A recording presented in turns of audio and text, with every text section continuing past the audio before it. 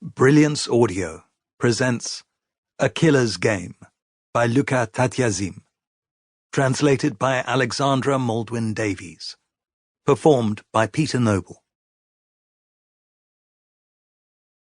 With my thumbnail, I scrape the surface of the club chair in which I am comfortably seated. It's real leather, believe me.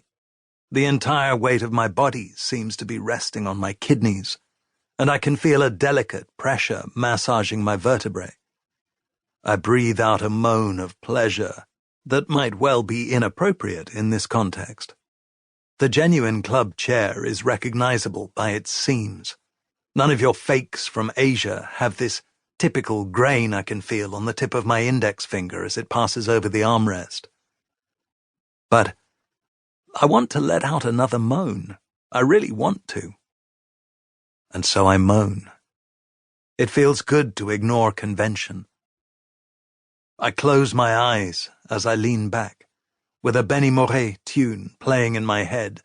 I almost feel as though I could be in Havana, sipping a Ron Varadero while smoking a good cohiba. I can almost smell the scent of the place tickling my nostrils.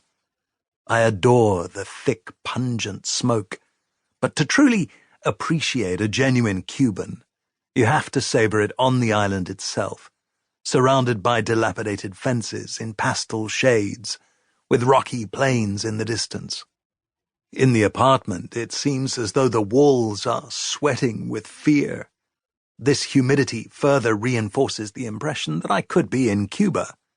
If I open my eyes, I'll see long, dusty streets scattered with sturdy Studebakers, patched up over the decades by ingenious mechanics. Women in revealing clothing with smooth complexions may smile at me as they glance in my direction. I'll be gently rocked by the languor of the tropics. I'll wipe away the streams of perspiration that stick my white cotton shirt to my skin. I'll eat Cuban food, sing Cuban songs, and my heart will beat to a Cuban rhythm. Should I open my eyes? To my left there's a window with dirty glass. It's raining outside. The Caribbean sun shines all the more brightly through its absence, hidden far behind the grey skies of Lille. I'm on the 5th floor. The view is spectacular, it really is. It overlooks a rust-coloured brick wall, and I welcome the warmth of its coppery hue against the dull tones of the surrounding area. Clouds from the north release a weak drizzle, and, in the distance, thunder rebukes them with a low growl. I only visit this region on occasion. I work for a small local company, Albrecht, which sells all sorts of rubbish. I never stay longer than required. Coming back to reality is tough. How I miss those warm and welcoming lands. But I'll be getting down to work soon, and am rather looking forward to it. I was so anxious about ballsing it up my first time that I didn't enjoy the moment. I left with regrets and a feeling of having wasted an opportunity.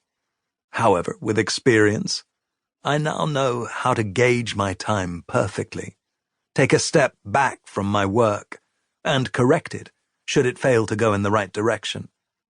I realize it sounds like a cliché, but for a task to be carried out with rigor and panache, one needs to maintain a certain composure. Please understand that I'm not here to point out the failures of my less experienced contemporaries, for I was a novice once too. The stress is legitimate, but can be beneficial if managed. But if the artist allows himself to be overwhelmed by stage fright, he will not be able to give free rein to the creative fervor he must possess in order to flourish.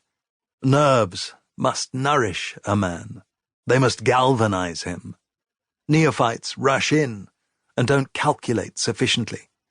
Now, I know what you're going to say here. An artist must ad-lib, abandon himself, break free of his shackles. Yes, I'll give you that much. Although it's during the preparation that we must be conscientious.